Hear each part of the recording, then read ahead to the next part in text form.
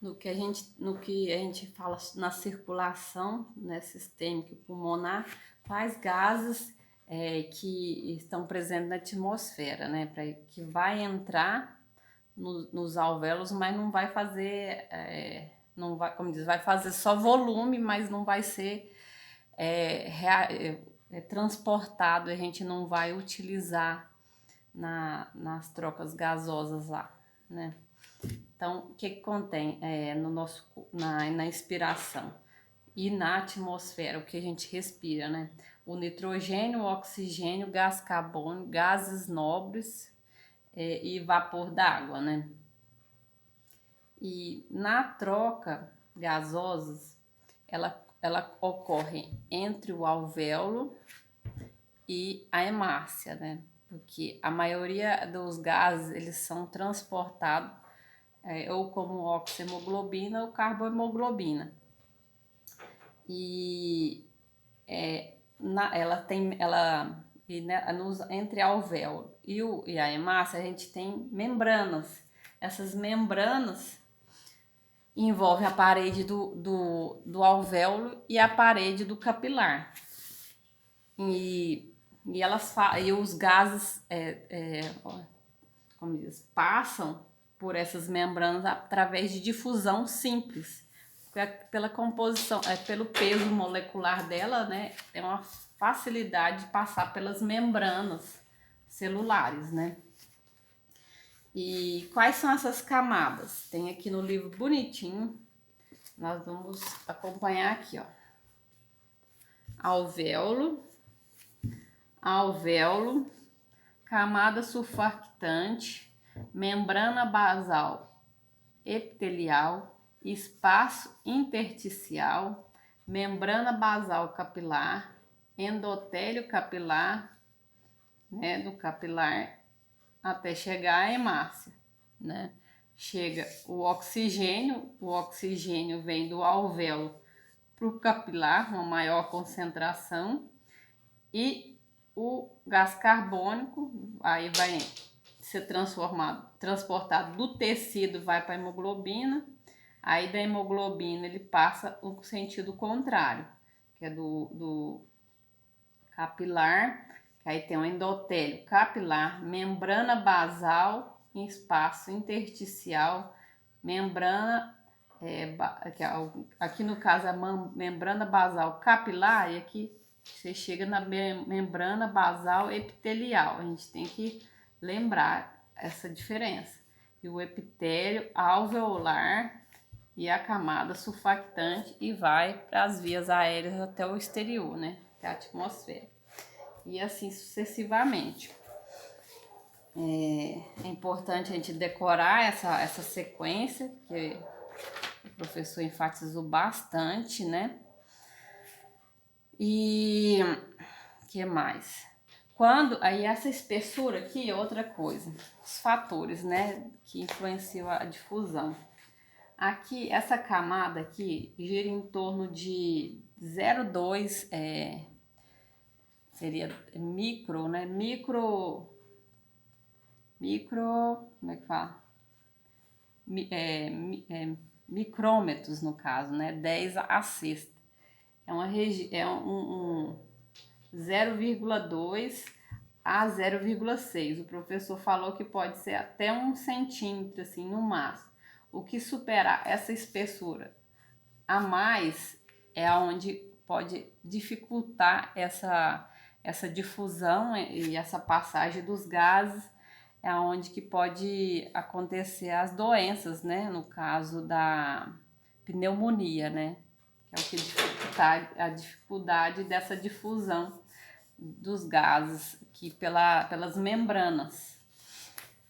No transporte sanguíneo, a gente vai falar que a questão lá, a hemoglobina, ela carrega o oxigênio e ela é responsável pelo transporte de 97% desse oxigênio. E 3% é dissolvido no plasma, ou seja, o plasma também tem dissolvido o oxigênio, mas o que vai para o tecido mais facilmente é na forma de oxihemoglobina. E o pH em torno de 7,36 a 7,44, isso na arterial, e o pH sanguíneo venoso 7,44 a 7,46 é o pH. Então tá assim, levemente básico, né? Neutro, levemente básico, né? E no transporte sanguíneo gás carbônico, o que acontece? 93% é transportado, o transporte é pelas hemácias, né? Tudo pela hemoglobina também. Ele pega os gases, as excretas do tecido e pela hemácia, né, carbohemoglobina, ele transporta o gás carbônico para os alvéolos e os alvéolos, né, excretar para fora do corpo, né, pelas vias aéreas.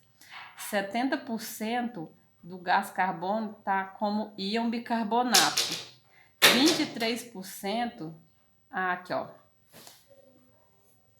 quando fala na forma de carbohemoglobina, é 23% ligado.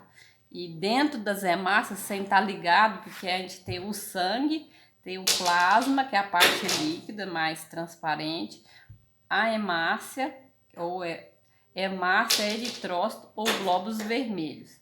A gente tem a hemácia, aí quando ela está dentro da hemácia, não está ligada à hemoglobina, ela tem uma concentração de 93% e 23% está ligado com a hemoglobina, lá dentro da hemácia, e 7% está dissolvido no plasma.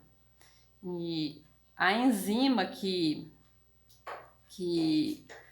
faz essa ligação, né, que usa lá na célula a forma de carbohemoglobina e essas dentro da hemácia, ela chama anidrase carbônica. Anidrase carbônica é uma enzima, uma proteína que acelera a velocidade da reação. Que a gente tem que saber direitinho o que é enzima, o que ela faz. Então ela tem uma capacidade de acelerar aquela reação, né, para a gente ter um resultado mais rápido.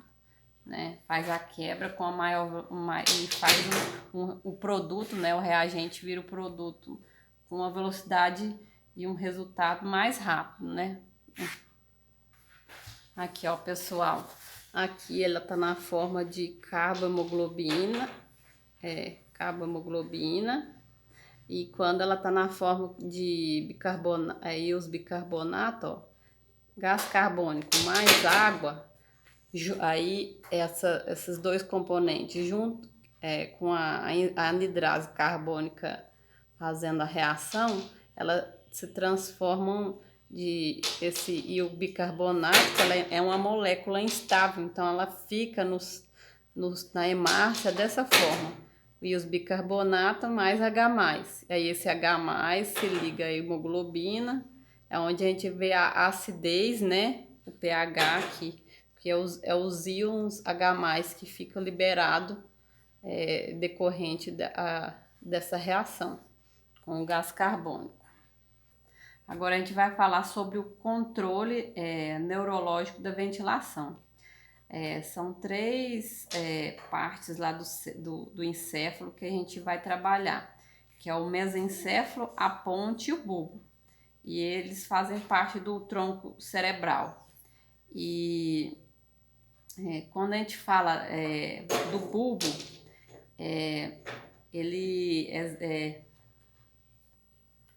quando a gente fala de controle neurológico da ventilação, a gente tem que ver que tem parte, tem um momento que a gente consegue um controle voluntário e tem um momento que a gente não, que é automático, né, que é o sistema autônomo. E o bulbo que faz esse controle. Aí lá o controle é feito lá no núcleo respiratório dorsal e esse no caso do bulbo, núcleo respiratório dorsal, ele é responsável pela inspiração e o núcleo respiratório ventral ela é responsável pela expiração. Aqui, ó, no caso, tá o bulbo, né? O nervo vago, ele age aqui e faz a questão do controle. Ó, o nervo vago, sistema, ele é autônomo. E aqui, ó, a zona de expiração, a zona de inspiração. A zona de expiração é no caso no núcleo respiratório ventral. E o núcleo de inspiração, núcleo respiratório, é no grupo respiratório dorsal. Dorsal, inspiração, ventral, expiração. No ventral tem um E aqui, a gente lembra de expiração. E inspiração é o outro, dorsal. Fica lá no bulbo. Aí, quando o sistema aqui, ele controla aqui, né? Ele é controlado pelo sistema nervoso e a acidose, o que ele pode causar? Ele deprime o sistema nervoso, podendo causar o coma, e a alcalose excita o sistema nervoso, podendo causar convulsão. E o que pode, né, acarretar essa acidose e essa alcalose? No caso, os íons, né, os cátions, o hidrogênio e os H+, né, que fica sobrando no sangue, né, no tecido e nas hemácias. E aqui a gente pode usar esse exemplo aqui, ó. Quando tem hiperventilação, aumenta a excreção de gás carbônico, né? E aí você, no caso, libera mais gás carbônico.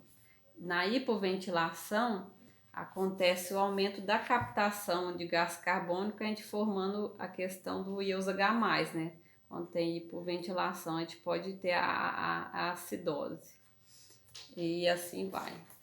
Eu não sei se ele vai cobrar isso, que ele não falou tanto, né? Mas tem a ver com a alcalose e a acidose. E a hiperventilação com aqueles tubos, né? Que a gente vai fazer oxigenação, né? E assim vai. Eu acho que só isso aqui já é o suficiente para a prova na parte de sistema respiratório, porque já é bastante coisinha, né? Então até mais, tchau.